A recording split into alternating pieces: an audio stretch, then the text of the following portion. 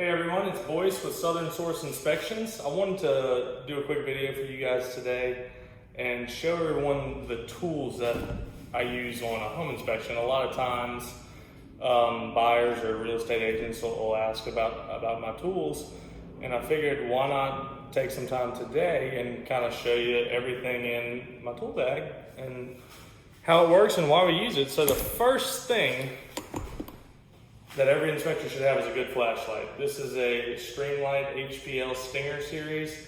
It's one of the best flashlights on the market. It has all sorts of settings you can flash like that, but it throws a very good beam. Shines very far and wide as well, so there's really nothing you can't see with this. Of course, you gotta have two of them. If one dies, you gotta have a backup. So there's an old saying, I believe, in the military, if you have one, you have none. If you have two, you have one. So two Streamlight flashlights. Of course, I also have a headlamp. This is used for crawl spaces typically, also in the attic to kind of freeze up your hand.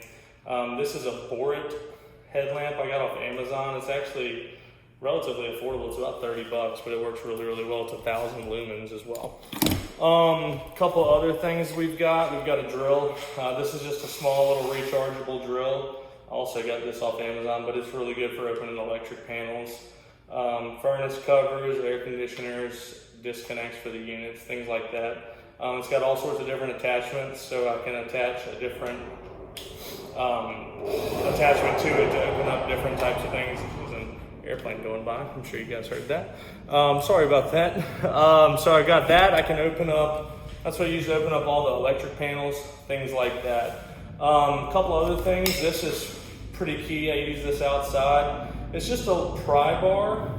Really what it does, I use it for poking things. I'm seeing if wood's rotten, touching things I can't reach, and just kind of use this, dig around vegetation, dig up some landscaping beds, see if there's any kind of moisture or anything like that. So I use this a lot, mostly outside. A couple other things we've got. This is a combustible gas leak detector. So you turn this sucker on, and it'll detect even the smallest of gas leaks. A lot of times you can smell gas, but you can't really confirm it until you have one of these. I found a lot of gas leaks with this that I would have never found without it. So this is a pretty crucial material. Not a lot of people have these, surprisingly. But I carry it because I want to make sure that if I do smell gas, I can confirm whether or not it is leaking. Let's see what else we've got in here. I've got a pretty fancy receptacle tester. I typically just use this as a backup. I've got some smaller handheld ones that are more easy to carry around. But this one also tests GFCI and AFCI. It's kind of bulky, but it's always good to have a couple of these, as well as the little small handheld ones that I actually don't have with me right now. But this is really good to double check, because those receptacle testers, the small ones, do go bad. So you can double check with this one. This is a good one, more expensive. It won't go bad as quickly. Couple other things in here. I've got a couple of these infrared thermometers.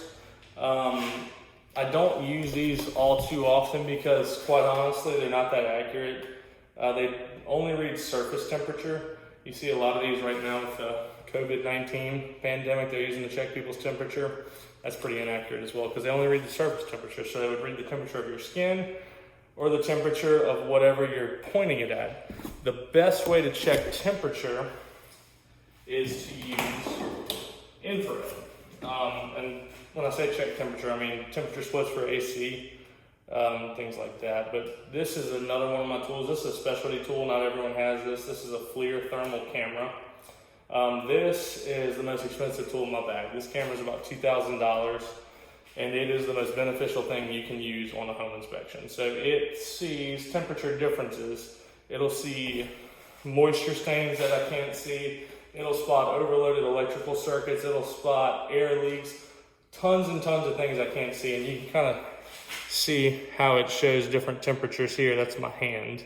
But it'll spot, and like if you look right there, you can actually see the studs inside the wall. Pretty cool. So this is one of the most beneficial things that you can use. I use this on every inspection. I don't charge extra for it. It sees all sorts of things that I can't see.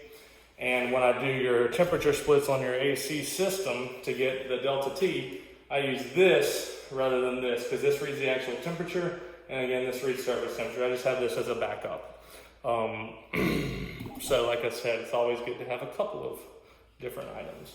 So that's infrared. It comes with every inspection. It's free. Always hire an inspector that does infrared. If you don't, you're missing out. One of the other specialty tools I use that not everyone else has is this guy right here. This is a smart level. It measures the foundation. So what I do, I'm trying to get this over here. I set this reel down at a central location, and I zero it out with this. This is your measurement, basically. Zero this out, move this around all around the house, take measurements. You can pull it out. It's got a lot of cord with it. It can check the differential of what your house has settled in. So typically anywhere between 2 inches or less is usually pretty good. Depending on where the house is, if it's in an area that's got expansive clay soils, high shrink and swell capacity, that differential can go up a little bit, but typically 2 to 3 inches. Less than 2 is best. Anything more than that, you start looking for other signs. Cracks in the walls, separation at windows, things like that. Let's see if there's anything else I haven't went over. Oh yes. So in addition to the infrared, you always want to have a moisture meter as well. I have a FLIR moisture meter. This is a pretty expensive unit.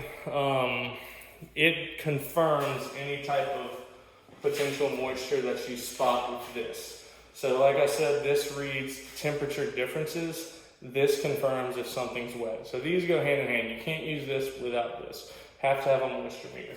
The cool thing about this moisture meter is it's pinless and pin.